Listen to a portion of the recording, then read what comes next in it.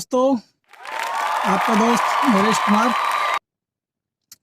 दोस्तों, जैसा कि कल हमारे ग्रुप में चर्चा चल रही थी सिटी टैक्सी अधिनियम 2017 के बारे में, बिल्कुल ठीक रास्ते की तरफ आप सभी भाई मुड़े हो और मुझे गर्व है इस चीज़ का कि देर से ही सही, लेकिन आप लोग कम से कम जगे तो। अब आप लोगों ने सही वाला रास्ता इख्तियार किया है। अभी तक आप लोग भेड़ चाल चल रहे थे, जैसा कि जिसने बोल दिया इधर को चलना है तो आप चलते जा रहे थे, चलते जा रहे थे। क्यों चल रहे हैं, किस लिए चल रहे हैं, वहां जाके हमें क्या मिलेगा, क्या नहीं मिलेगा, क्या हम खोएंगे, क्या हम पाएंगे, आपको कुछ मतलब नहीं था उस चीज से। अब जो आपने एक राह पकड़ी है, बिल्कुल करेक्ट, जिसको हम कह सकते हैं ये आपका सही रास्ता है। और कोई भी रास्ता ऐसा नहीं है जिससे हम ओला उबर पर विजय प्राप्त कर सकें या फिर अपनी रोजी रोटी ठीक से कमा सकें।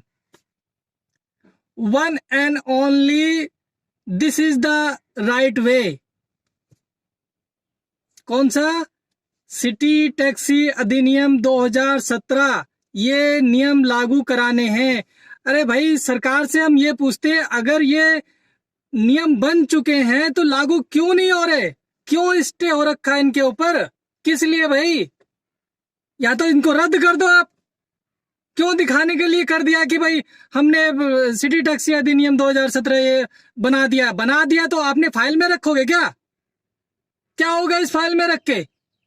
यहाँ लोग भूखे मर रहे हैं, यहाँ लोग आत्महत्या कर रहे हैं, यहाँ लोग अपनी गाड़ी में आग लगा के उसी में मर जा रहे हैं, उसी में अपनी क्या कहते हैं, अपनी अग्नि उसी में समा जा रहे हैं, और आप लोग उसे फाइल में रख के बैठे हुए हैं। यार, ऐसी गंदी राजनीति मत करो।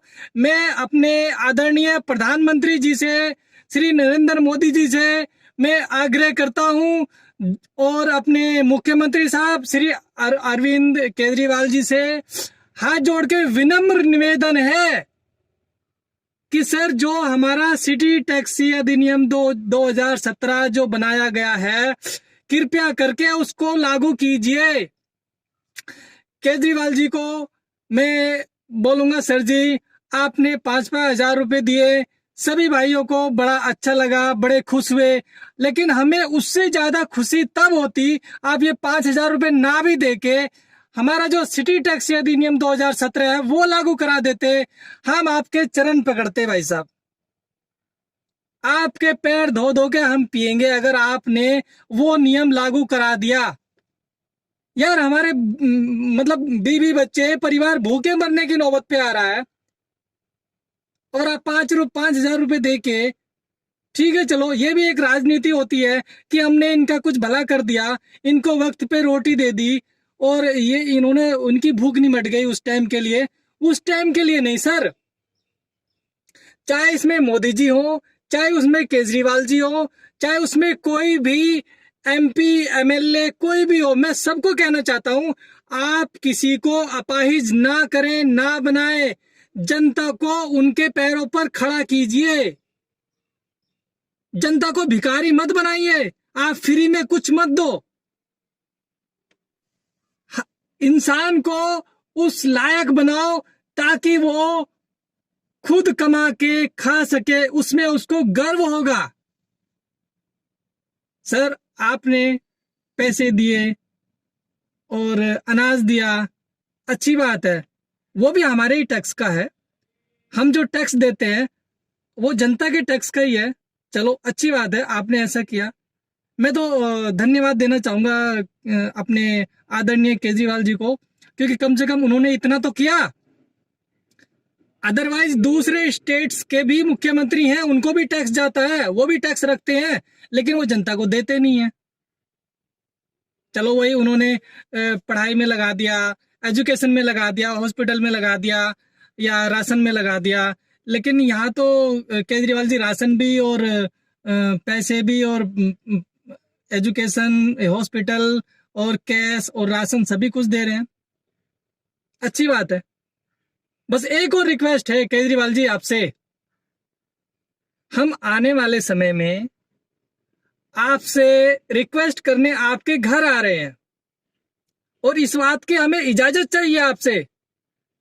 मेरे जैसे कम से कम 10,000 ड्राइवर आपके घर पर पहुंचेंगे सर जी।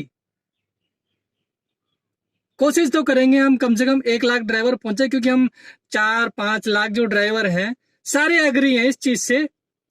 और हमें आपसे विनम्र निवेदन है कि आप हमें आज्ञा दें कि हम आपके घर पर आकर आपसे बात करके इस मसले को हल कर सकें। और एक और बात, दिल्ली की कोई भी यूनियन, कोई भी लीडर, किसी को हम साथ नहीं लाएंगे। हम खुद ड्राइवर भाई आपके पास आएंगे, क्योंकि हमने आपको वोट देके मुख्यमंत्री बनाया है। एक बार नहीं, 2-2 बार बनाया, अब तीसरी बार भी बनाएंगे, ये वादा है हमारा। और इन नेताओं को, जो ये हमारे लीडर हैं यूनियन के, उनको किस लिए नहीं लाएंगे, मैं आपको रीजन बता देता हूं। वो लोग आते हैं और बीच में घुटमुट करके हम लोगों को बोल देते हैं कि भाई 3 दिन 4 दिन बाद पता चलेगा क्या हुआ, लेकिन उसका आज तक कोई पता नहीं चलता। 22 मार्च की हड़ताल हुई थी, हमारे नेताओं ने बोला था कि भाई बहुत तगड़ी हड़ताल है, आपका सब कुछ ठीक हो जाएगा, आप कभी परेशान नहीं रहोगे, आपकी सारी मांगे मान ली जाएंगी। लेकिन क्या हुआ? कुछ भी नहीं। सब हाथ पहुंच के अपने घर चले गए। वो लोग अपना काम करके घुटमिट करके कंपनियों से, वो भी अपने घर चले गए। परेशान कौन हुआ? ड्राइवर भाई परेशान हुआ ना। तो हमें कोई भी यूनियन का कोई भी लीडर नहीं चाहिए। हम आने वाले समय में आपको डेट बता दी जाएगी, जैसे ही ये लॉकडाउन खत्म होगा। लॉकडाउन से पहले तो हम कोई भी ये भीड़ नहीं लगा सकते, कोई भी गैदरिंग नहीं कर सकते, क्योंकि ये हमारे देश का सवाल है, बीमारी है। हम उसको सरकार के साथ हैं और सभी नियम को मानना हमारा फर्ज होता है। लेकिन जैसे ही लॉकडाउन खत्म होएगा, हम एक बार वहां आपके घर पर आना चाहते हैं मुख्यमंत्री साहब, और आप हमें प्लीज आज्ञा दीजिए, हम आए और सारी बातें आपके सामने रखें। लेकिन अगर आप चाहते हैं कि हम आए ना, हमें कोई शौक नहीं है सर आपके यहाँ पर आने का, आपके दर्शन हमें हो जाते हैं टीवी पर, और हम वहीं आपसे नमस्ते कर लेते हैं, और वहीं पर हम अपने भगवान का रूप आपके अंदर देख लेते हैं कि हाँ, अगर इस टाइम पर अगर कोई हमारा भगवान है तो सिर्फ अरविंद केजरीवाल जी हैं, क्योंकि वही सुन सकते हैं। बाकी सुनने वाले और भी हैं, लेकिन सुन रहे नहीं है। तो इसलिए हम अब सिर्फ एक ही रास्ते को पकड़ के चल रहे हैं, आधे इधर आधे उधर। 2 नाव में जो सवार होता है ना, वो कभी सफर पूरा कर नहीं पाता है। इसलिए हम एक ही नाव में सवार हैं, और हमारा सिर्फ टारगेट जो हमारे प्रिय नेता हैं अरविंद केजरीवाल जी, जिनको हमने बड़े शौक से, बड़े गर्व से 4-4, 5-5 घंटे धूप में लाइन में खड़े होकर उनको मुख्यमंत्री बनाया है, और फिर भी बनाएंगे। हमारा हक है पूरा उनसे सवाल करने का, और हक से जाएंगे। और अगर सर जी, अगर आप मतलब नहीं चाहते कि हम उधर आए या भीड़ भड़का करें, तो आपसे एक रिक्वेस्ट है कि जो हमारा ये सिटी टैक्सी अधिनियम 2017 बना रखा है, उसको प्लीज लागू करवा दीजिए, हाथ जोड़ के। मैं सभी भाइयों के आधार पर आपको हाथ जोड़ के प्रार्थना कर रहा हूं। ये मैं अकेला नहीं हूं, बहुत भाई है मेरे, और मैं कोई नेता नहीं हूं, मैं कोई लीडर नहीं हूं। बस हमारे जितने भी भाई हैं, हर भाई हमारा एक लीडर है, हर भाई हमारा एक नेता है, हर भाई हमारा एक प्रधान है। और जितने भी पुरानी यूनियन के लीडर हैं, हमारे साथ कोई नहीं है, किसी को कोई पैसा नहीं देना, किसी को कोई कुछ नहीं। कंपनियों से भी मैं कहने वाला हूं,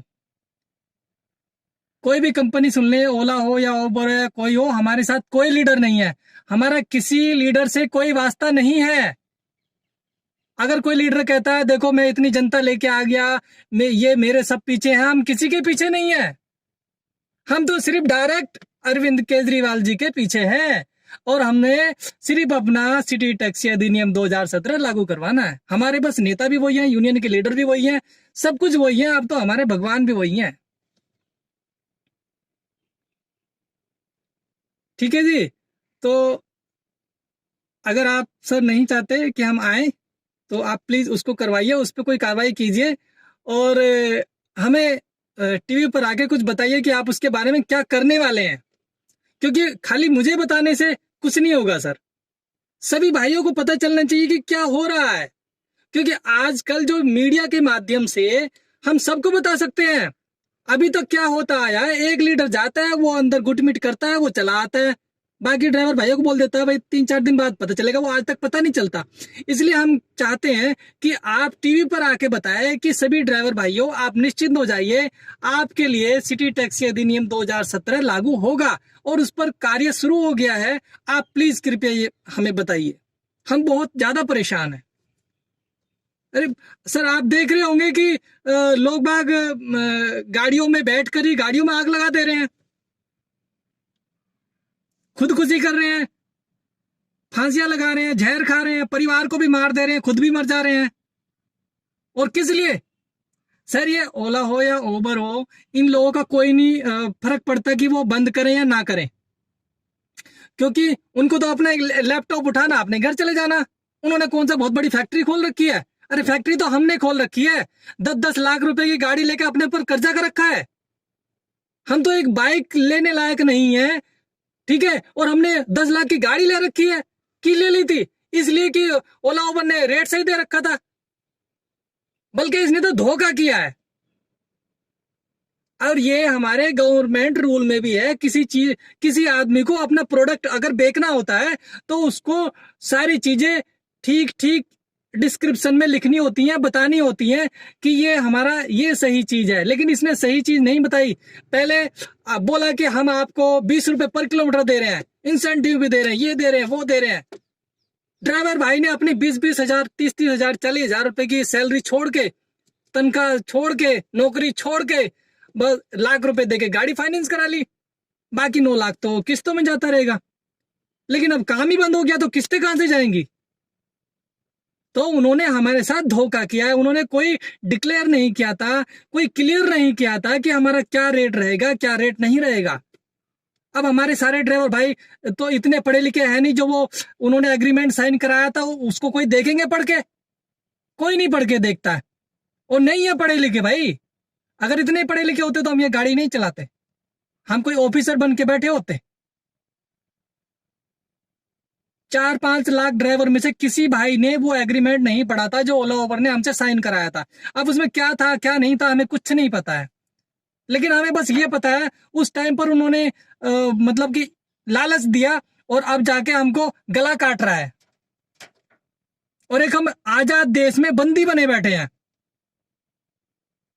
और अगर आप हमें आजाद कराना चाहते हैं, हम आजादी चाहते हैं, तो आप सिर्फ सिटी टैक्सी अधिनियम 2017 जो आपने बना रखा है वो लागू कीजिए।